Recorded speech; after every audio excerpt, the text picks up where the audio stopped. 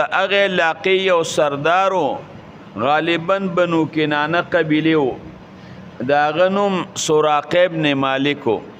نو د مکې مکرمې یو کسو د سراقه ابن مالک سره جګړه وکړه نو عربو کې دا سیزو چې جنگ به دې ورسره وکړو نو چې تر څو پورې به هغوی خپل انتقام نه اخیستې نه غړه به نه یخېده نو د دغې سراقه ابن مالک خپل هم یوه غټه قبیله وه او نورو قبایلو سره هم ګهرا تعلق و نو دا د مکې مکرمې خلک ډېر په یره کې و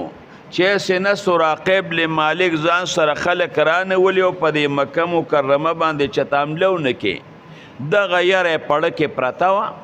دې خوا د دواړو جهانو سردار مبارک د سر مبارک نه صادر ته وکړه وی خلک راشه